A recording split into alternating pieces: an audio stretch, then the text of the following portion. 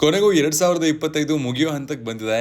Indian film ಇಂಡಸ್ಟ್ರಿಯ ಆಡಿಯನ್ಸ್ಗೆ ಈ ವರ್ಷ ಸಾಕಷ್ಟು ಗ್ರೇಟ್ ಸಿನಿಮಾಗಳನ್ನ ನೋಡೋದಕ್ಕೆ ಸಾಧ್ಯ ಆಗಿದೆ. ಕನ್ನಡದಿಂದ ಕೂಡ ಸಾಕಷ್ಟು ಸೂಪರ್ ಹಿಟ್ ಸಿನಿಮಾಗಳು ಬಂದಿವೆ. ಅವುಗಳಲ್ಲಿ ಕಾಂತಾರ ಚಾಪ್ಟರ್ 1, ಸೂ ಫ್ರಮ್ ಸೋ ಪ್ರಮುಖವಾದವು. ಅದೇ ತರ 2026ರಲ್ಲಿ ಕನ್ನಡ ಚಿತ್ರರಂಗದಲ್ಲಿ ಕೆಲವೊಂದು ಸಿನಿಮಾಗಳು ಸಾಕಷ್ಟು ಭರವಸೆಯನ್ನ ಮೂಡಿಸಿದ್ದು, ಆ ಸಿನಿಮಾಗಳನ್ನ ನೋಡೋದಕ್ಕೆ ನಮ್ಮ ಕನ್ನಡದ ಆಡಿಯನ್ಸ್ ಕೂಡ ಕಾತರರಾಗಿ ಕಾಯ್ತಾ ಇದ್ದಾರೆ. ಅಂತಹ ಮೋಸ್ಟ್ ಅವೈಟೆಡ್ ಸ್ಟಾರ್ ಸ್ಟಡೆಡ್ ಸಿನಿಮಾಗಳು ಯಾವುದು ಅನ್ನೋದನ್ನ ಈ ವಿಡಿಯೋದಲ್ಲಿ ಹೇಳ್ತೀನಿ, ಬನ್ನಿ ನೋಡ್ಕೊಂಬರೋಣ. ಹಾಯ್, ಎಲ್ರಿಗೂ ನಮಸ್ಕಾರ and welcome to Khadak cinema. KD the devil. Action prince Dhruva Sarja ಅವರ ಬಹು ನಿರೀಕ್ಷಿತ cinema KD the devil. Kannada ಹಾಗೂ ಬಾಲಿವುಡ್ ನ ಸಾಕಷ್ಟು ಖ್ಯಾತನಾಮರು ನಟಿಸಿರುವಂತಹ ಈ ಸಿನಿಮಾ ಯಾವತ್ತೂ ರಿಲೀಸ್ ಆಗ್ಬೇಕಿತ್ತು. ಆದ್ರೆ ಇದುವರೆಗೂ ಕೂಡ ಸಿನಿಮಾ ಅವಾಗ ರಿಲೀಸ್ ಆಗುತ್ತೆ ಅಂತ ಪ್ರೇಮ್ಸ್ ಅವರು ಆಟಾಡ್ಸ್ಕೊಂಡೇ ಬಂದಿದ್ರು. ಅಂಡ್ ಈಗ ಗೊತ್ತಾಗಿರುವಂತಹ ವಿಷಯ ಏನಪ್ಪಾ ಅಂದ್ರೆ, ಸಿನಿಮಾ 2026ರ ಏಪ್ರಿಲ್ 30ಕ್ಕೆ ರಿಲೀಸ್ ಆಗ್ತಿದೆ ಅಂತ. ಸಿನಿಮಾದ ಮತ್ತೊಂದು ಹೈಲೈಟ್ ಅಂದ್ರೆ, ಅತಿಥಿ ಪಾತ್ರದಲ್ಲಿ ಕಿಚ್ಚ ಸುದೀಪ್ ಅವರು ಕಾಣಿಸ್ಕೊಂಡಿದಾರಂತೆ. ಹೀಗಾಗಿ ಖಂಡಿತವಾಗಿ ಸಿನಿಮಾನ ದೊಡ್ಡ ಪರದೆ ಮೇಲೆ ನೋಡೋದಕ್ಕೆ ಮಾಸ್ ಅಭಿಮಾನಿಗಳಂತೂ ಫುಲ್ ಕಾಯ್ತಾ ಇದ್ದಾರೆ. ಸಿನಿಮಾದ ಟೀಸರ್ ಹಾಗೂ ಹಾಡ್ಗಳು ಈಗಾಗಲೇ ದೊಡ್ಡ ಮಟ್ಟದ ಹವಾನ ಕ್ರಿಯೇಟ್ ಮಾಡಿದೆ.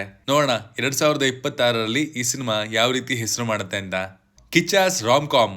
ರೆಗ್ಯುಲರ್ ಮಾಸ್ ಎಂಟರ್ಟೈನರ್ ಸಿನಿಮಾಗಳಿಂದ ಹೊರಬಂದು ಕಿಚ್ಚ ಸುದೀಪ್ ಅವರು ಮುಂದಿನ ವರ್ಷ 2026ರ ಮಧ್ಯಭಾಗದಲ್ಲಿ ಒಂದು ರೊಮ್ಯಾಂಟಿಕ್ ಕಾಮಿಡಿ ಸಿನಿಮಾವನ್ನ ತಮ್ಮ ಅಭಿಮಾನಿಗಳು ಹಾಗೂ ಕನ್ನಡ ಸಿನಿಮಾದ ಪ್ರೇಕ್ಷಕರಿಗೆ ನೀಡೋದಕ್ಕೆ ಸಿದ್ಧವಾಗಿದ್ದಾರೆ. ಖುದ್ದಾಗಿ ತಾವೇ ತಮ್ಮ ಮುಂದಿನ ಸಿನಿಮಾದ ಬಗ್ಗೆ ಕಿಚ್ಚ ಹೇಳ್ಕೊಂಡಿದ್ದಾರೆ. ತೆಲುಗಿನ ಪುಷ್ಪ ಖ್ಯಾತಿಯ ನಿರ್ದೇಶಕ ಸುಕುಮಾರ್ ಅವರ ಟೀಮ್ ಇಂದ ಒಬ್ಬ ಯುವ ನಿರ್ದೇಶಕ ಈ ಸಿನಿಮಾದ ಕಥೆಯನ್ನ ಮಾಡಿದ್ದು ಅವರೇ ಡೈರೆಕ್ಟ್ ಮಾಡ್ತಾ ಇದಾರಂತೆ. 2026ರ ಮಧ್ಯಭಾಗದಲ್ಲಿ ಈ ಸಿನಿಮಾ ರಿಲೀಸ್ ಆಗ್ಬಹುದು ಅಂತ ಗಾಂಧಿನಗರದ ಮೂಲಗಳು ಹೇಳ್ತಾ ಇವೆ. ಕಾದ್ ನೋಡೋಣ ಸಿನಿಮಾ ಯಾವ ರೀತಿ ತಯಾರಾಗುತ್ತೆ ಅಂತ. ಉಗ್ರಾಯುಧಂ. 2026ರಲ್ಲಿ ಪ್ರತಿಯೊಬ್ರು ಕೂಡ ಎದುರು ನೋಡ್ತಿರುವಂತಹ ಮತ್ತೊಂದು ಸಿನಿಮಾ ಅಂದ್ರೆ ಅದು ರೋರಿಂಗ್ ಸ್ಟಾರ್ ಶ್ರೀಮುರಳಿ ಅವರ ಅಭಿನಯದ ಉಗ್ರಾಯುಧಂ ಸಿನಿಮಾ. ಈ ಸಿನಿಮಾ ಈ ಲಿಸ್ಟ್ ಅಲ್ಲಿ ಇರೋದಕ್ಕೆ ತುಂಬಾ ಕಾರಣಗಳಿದೆ. ಮೊದಲನೇದಾಗಿ ನಿಮ್ಮೆಲ್ಲರಿಗೂ ಗೊತ್ತೇ ಇದೆ, ಬಗೀರಾ ಸಿನಿಮಾದ ನಂತರ ರೋರಿಂಗ್ ಸ್ಟಾರ್ ಶ್ರೀಮುರಳಿ ಅವರ ಯಾವುದೇ ಸಿನಿಮಾ ಕೂಡ ತೆರೆ ಮೇಲೆ ಬಂದಿಲ್ಲ. ಹೀಗಾಗಿ 2026ರಲ್ಲಿ ಕೇವಲ ಅವರ ಅಭಿಮಾನಿಗಳು ಮಾತ್ರ ಅಲ್ಲ, ಪ್ರತಿಯೊಬ್ರು ಕೂಡ ಅವರಿಂದ ಮತ್ತೊಂದು ಸೂಪರ್ ಹಿಟ್ ಸಿನಿಮಾನ ಎಕ್ಸ್ಪೆಕ್ಟ್ ಮಾಡ್ತಾ ಇದ್ದಾರೆ. ಇನ್ನು ಸ್ಪೆಷಲ್ ಆಗಿ ಉಗ್ರಾಯುಧಂ ಸಿನಿಮಾನ ಪ್ರತಿಯೊಬ್ರು ಕಾಯೋದಕ್ಕೆ ಇರುವಂತಹ ಕಾರಣ ಅಂದ್ರೆ, ಇದೊಂದು ಹಿಸ್ಟಾರಿಕಲ್ ಸಿನಿಮಾ ಅನ್ನೋದು. ಇಮ್ಯಾಜಿನರಿ ಕತೆ ಆದ್ರೂ ಅಥವಾ ನೈಜ ಘಟನೆಗಳನ್ನ ಆಧರಿಸಿರುವಂತಹ ಕತೆ ಆದ್ರೂ ಶ್ರೀಮುರಳಿ ಅವರನ್ನ ಆ ರೀತಿಯ ಪಾತ್ರದಲ್ಲಿ ಅಥವಾ ಕಥೆಯಲ್ಲಿ ನೋಡ್ಬೇಕು ಎನ್ನುವಂತಹ ಸಾಕಷ್ಟು ಜನರ ಕನಸು ಈ ಸಿನಿಮಾದ ಮೂಲಕ ಈಡೇರ್ತಿದೆ. ಕಡಿಮೆ ಮಾತಿನ ಮೂಲಕ ಕೂಡ ಗೂಸ್ ಬಂಪ್ ಸೀನ್ ಗಳನ್ನ ಡೆಲಿವರ್ ಮಾಡುವಂತಹ ತಾಕತ್ತನ್ನ ಅವರು ಹೊಂದಿರೋದನ್ನ ನಾವು ಉಗ್ರಂ ಸಿನಿಮಾದಿಂದ ಇಲ್ಲಿವರೆಗೂ ಸಾಕಷ್ಟು ಬಾರಿ ನೋಡಿದೀವಿ. ಇನ್ನು KGF ಸಿನಿಮಾದ ಅಸಿಸ್ಟೆಂಟ್ ಡೈರೆಕ್ಟರ್ ಆಗಿರುವಂತಹ ಪುನೀತ್ ರುದ್ರಾಂಗ್ ಅವರು ಈ ಸಿನಿಮಾನ ಡೈರೆಕ್ಟ್ ಮಾಡ್ತಾ ಇದ್ದಾರೆ. ಇದು ಒಂದು ಹೈಲೈಟಿಂಗ್ ಪಾಯಿಂಟ್ ಅಂತಾನೆ ಹೇಳ್ತೀನಿ. ಯಾಕಂದ್ರೆ ಇದೇ ರೀತಿಯ ಸಿನಿಮಾವನ್ನ ಯುವರಾಜ್ ಕುಮಾರ್ ಅವರಿಗೂ ಕೂಡ ಪುನೀತ್ ಡೈರೆಕ್ಟ್ ಮಾಡೋದಕ್ಕೆ ರೆಡಿಯಾಗಿ ಟೀಸರ್ ಕೂಡ ರಿಲೀಸ್ ಆಗಿತ್ತು. ನಂತರ ಆ ಸಿನಿಮಾ ಕ್ಯಾನ್ಸಲ್ ಆಯ್ತು. ಈಗ ಅದೇ ರೀತಿಯ ಸಿನಿಮಾನ ಮಾಡೋದಕ್ಕೆ ಹೊರಟ್ರಾ ಅನ್ನುವಂತಹ ಅನುಮಾನ ಕೂಡ ಇಲ್ಲಿ ಕಂಡು ಬರ್ತಾ ಇದೆ. ಈಗಾಗಲೇ ನವೆಂಬರ್ ತಿಂಗಳಿಂದ ಈ ಸಿನಿಮಾದ ಶೂಟಿಂಗ್ ಸ್ಟಾರ್ಟ್ ಆಗಿದ್ದು, ಮುಂದಿನ ವರ್ಷದ ಅಂತ್ಯದ ಒಳಗಡೆ ಈ ಸಿನಿಮಾ ನಮ್ ಕಣ್ಮುಂದೆ ಕಾಣಿಸೋದಕ್ಕೆ ಗ್ರ್ಯಾಂಡ್ ಆಗಿ ರೆಡಿ ಆಗಲಿದೆ ಅನ್ನುವಂತಹ ಭರವಸೆಯನ್ನ ಸಿನಿಮಾ ತಂಡ ನೀಡಿದೆ. 700 ವರ್ಷದ ಹಿಂದಿನ ಕಥೆಯನ್ನ ಡೈರೆಕ್ಟರ್ ಈ ಸಿನಿಮಾದ ಮೂಲಕ ಹೇಳೋದಕ್ಕೆ ಹೊರಟಿದ್ದಾರೆ ಅನ್ನುವಂತಹ ಸುದ್ದಿ ಕೂಡ ಇದೆ. ಈಗಾಗಲೇ ಸಿನಿಮಾದ ಶೂಟಿಂಗ್ ಆಗಿ ಸಕಲೇಶ್ಪುರದಲ್ಲಿ ದೊಡ್ಡ ಮಟ್ಟದ ಸೆಟ್ ಕೂಡ ನಿರ್ಮಾಣ ಆಗಿದ್ದು, ಸಿನಿಮಾ ನಮ್ಮ ಕರ್ನಾಟಕದ ಯಾವುದಾದರೂ ರಾಜಮನೆತನದ ಕಥೆಯನ್ನ ಹೇಳೋದಕ್ಕೆ ಹೊರಟಿದ್ಯಾ ಅನ್ನುವಂತಹ ನಿರೀಕ್ಷೆ ಕೂಡ ಇದೆ. ಟಾಕ್ಸಿಕ್. ಇನ್ನು ಮಾರ್ಚ್ 19ಕ್ಕೆ ರಿಲೀಸ್ ಆಗೋದಕ್ಕೆ ರೆಡಿಯಾಗಿ ನಿಂತಿರುವಂತಹ ನಮ್ಮ ಕನ್ನಡದ ಇದುವರೆಗಿನ ಬಿಗ್ ಬಜೆಟ್ ಸಿನಿಮಾ ಆಗಿರುವಂತಹ ಟಾಕ್ಸಿಕ್ ಬಗ್ಗೆ ಹೆಚ್ಚಿನ ವಿವರಣೆ ಬೇಕಿಲ್ಲ ಅನ್ಕೋತೀನಿ. ಯಾಕಂದ್ರೆ ಖುದ್ದಾಗಿ ಸಹ ನಿರ್ಮಾಣದ ಜೊತೆಗೆ ಈ ಸಿನಿಮಾದ ಕಥೆಯನ್ನ ಕೂಡ ನಮ್ಮ ರಾಕಿಂಗ್ ಸ್ಟಾರ್ ಯಶ್ ಅವರೇ ಬರ್ದಿರೋದು ಅನ್ನುವಂತಹ ಸುದ್ದಿ ಕೇವಲ ಈಗ ಕನ್ನಡ ಆಡಿಯನ್ಸ್ ನಲ್ಲಿ ಮಾತ್ರ ಅಲ್ಲ, ಪರಭಾಷೆಯ ಪ್ರೇಕ್ಷಕರಿಗೂ ಕೂಡ ಈ ಸಿನಿಮಾದ ಮೇಲಿನ ಎಕ್ಸ್ಪೆಕ್ಟೇಷನ್ಸ್ ನ ಹೈ ಮಾಡಿದೆ ಅಂತಾನೆ ಹೇಳ್ತೀನಿ. ಈಗಾಗಲೇ ಹುಮಾ ಕುರೇಶಿ ಅವರು ಕೂಡ ಈ ಸಿನಿಮಾದಲ್ಲಿ ತಮ್ಮ ಎಕ್ಸ್ಪೀರಿಯನ್ಸ್ ಬಗ್ಗೆ ತುಂಬಾ ಹೊಗಳಿ ಮಾತಾಡಿದ್ರು. ಕಿಯಾರಾ ಅದ್ವಾನಿ ಅವರ ಪಾತ್ರದ ರಿವೀಲ್ ಕೂಡ ಈಗಾಗಲೇ ಆಗಿದೆ. ಟೆಕ್ನಿಕಲ್ ವಿಚಾರದಲ್ಲಿ ಹಾಲಿವುಡ್ ತಂತ್ರಜ್ಞರು ಈ ಸಿನಿಮಾದಲ್ಲಿ ಮಾಡಿರುವಂತಹ ಕೆಲಸ ಕೂಡ ಎಲ್ಲಾ ಕಡೆ ಕೇಳಿ ಬರ್ತಿದೆ. ಮುಂದಿನ ವರ್ಷ ಈ ಸಿನಿಮಾ ಸಾಕಷ್ಟು ಬಾಲಿವುಡ್ ಹಾಗೂ ಸೌತ್ ಇಂಡಿಯನ್ ಫಿಲಂ ಇಂಡಸ್ಟ್ರಿಯ ಬಿಗ್ಗೀಸ್ ಗಳ ನಡುವೆ ರಿಲೀಸ್ ಆಗೋದಕ್ಕೆ ಹೊರಟಿದ್ದು, ಮುಂದಿಟ್ಟ ಹೆಜ್ಜೆಯನ್ನ ಹಿಂದೆ ಇಡುವಂತಹ ಪ್ರಶ್ನೆನೇ ಇಲ್ಲ ಅನ್ನೋದನ್ನ ಟಾಕ್ಸಿಕ್ ಹಾಗೂ ರಾಕಿಂಗ್ ಸ್ಟಾರ್ ಯಶ್ ಅವರು ಮತ್ತೊಮ್ಮೆ ಖಚಿತಪಡಿಸಿದ್ದಾರೆ. ಅದರಲ್ಲೂ ಸ್ಪೆಷಲ್ ಆಗಿ ದುರಂಧರ್ 2 ಸಿನಿಮಾ ಕೂಡ ಅದೇ ದಿನ ರಿಲೀಸ್ ಆಗೋದಕ್ಕೆ ರೆಡಿ ಮಾಡ್ಕೊಂಡಿದೆ ಎನ್ನುವಂತಹ ಸುದ್ದಿ ಇದೆ. ಇವೆಲ್ಲವೂ ಟಾಕ್ಸಿಕ್ ರಿಲೀಸ್ ನ ಇನ್ನಷ್ಟು ಗ್ಲೋರಿಫೈ ಮಾಡೋದಕ್ಕೆ ಒಂದು ರೀಸನ್ ಕೊಟ್ಟಿದೆ ಅಂತಾನೆ ಹೇಳ್ತೀನಿ. ಖಂಡಿತವಾಗ್ಲೂ ಈ ಬ್ಯಾಟಲ್ ಎಪಿಕ್ ಆಗಿರುತ್ತೆ ಅನ್ನೋದ್ರಲ್ಲಿ ಎರಡು ಮಾತಿಲ್ಲ. ಬಿಲ್ಲಾ ರಂಗ ಭಾಷಾ.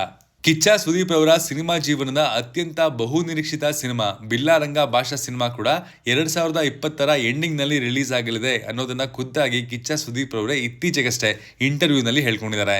ಬಿಗ್ ಬಾಸ್ ಶೂಟಿಂಗ್ ಹಾಗೂ ಮತ್ತೊಂದು ಸಿನಿಮಾದ ಶೂಟಿಂಗ್ ಜೊತೆಗೆ ಪ್ಯಾರಲಲ್ ಆಗಿ ಈ ಸಿನಿಮಾದ ಶೂಟಿಂಗ್ ಕೂಡ ನಡೀತಾ ಇದೆಯಂತೆ. ಕಿಚ್ಚ ಸುದೀಪ್ ಅವರ ಸಿನಿಮಾ ಜೀವನದ ಅತ್ಯಂತ expensive budget PAN India cinema ಆಗಿ ಇದು ಕಾಣಿಸ್ಕೊಳ್ಳುತ್ತೆ.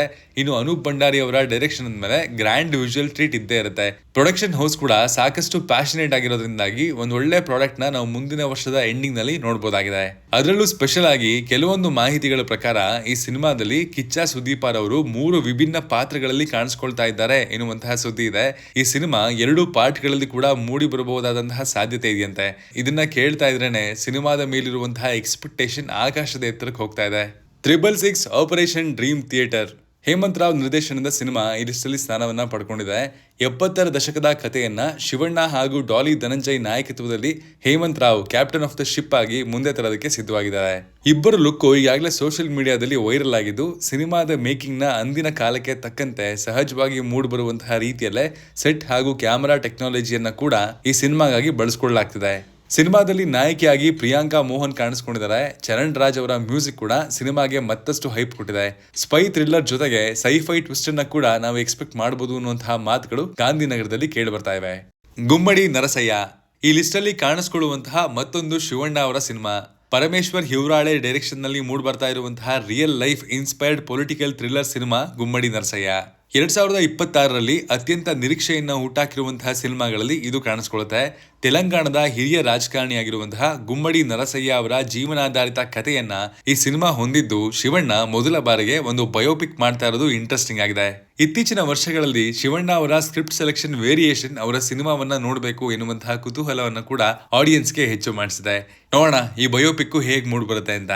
ಈ ಲಿಸ್ಟ್ ಅಲ್ಲಿ ಕೊನೆಯದಾಗಿ ಕಾಣಿಸ್ಕೊಳ್ಳುವಂತಹ ಈ ಸಿನಿಮಾದ ಬಗ್ಗೆ ನಾನು ಸ್ವಲ್ಪ ಡೌಟ್ ಅಲ್ಲೇ ಹೇಳ್ಬೇಕಾಗತ್ತೆ. ಆದ್ರೂ ಕೂಡ ಮನಸ್ಸಿನ ಯಾವುದೋ ಒಂದು ಮೂಲೆಯಲ್ಲಿ ಈ ಸಿನಿಮಾ ಮುಂದಿನ ವರ್ಷ ರಿಲೀಸ್ ಆಗುತ್ತೆ ಅನ್ನುವಂತಹ ನಂಬಿಕೆ ಇದೆ.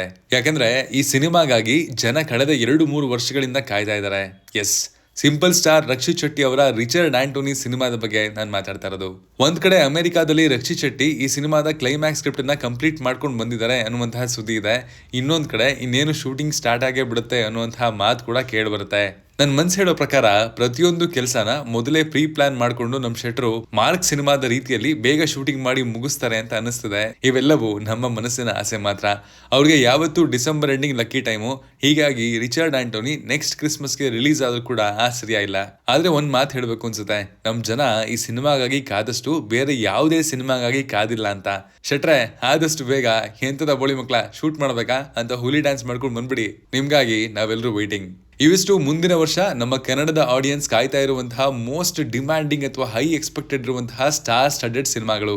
ನೀವು ಯಾವ ಸಿನಿಮಾಗ ಕಾಯ್ತಾ ಇದ್ದೀರಾ ಅನ್ನೋದನ್ನ ಕಮೆಂಟ್ ಮಾಡಿ ತಿಳಿಸಿ. ಇನ್ನೂ ಸುಮಾರಷ್ಟು ಸಿನಿಮಾಗಳಿದೆ, ಬಟ್ ಈ ಪಟ್ಟಿಯಲ್ಲಿ ಎಲ್ಲವನ್ನ ಸೇರ್ಸಕ್ಕಾಗಲ್ಲ ಅಂತ ಲಿಮಿಟ್ ಮಾಡ್ಕೊಂಡಿದ್ವಿ. ಇದರ ಪಾರ್ಟ್ 2 ವಿಡಿಯೋ ಬೇಕು ಅಂದ್ರೆ ಅದ್ರ ಬಗ್ಗೆ ಕೂಡ ಕಮೆಂಟ್ ಮಾಡಿ ಮಾಡುವಂತಹ ಪ್ರಯತ್ನ ನಾನು ಮಾಡ್ತೀನಿ. Signing off, Manu.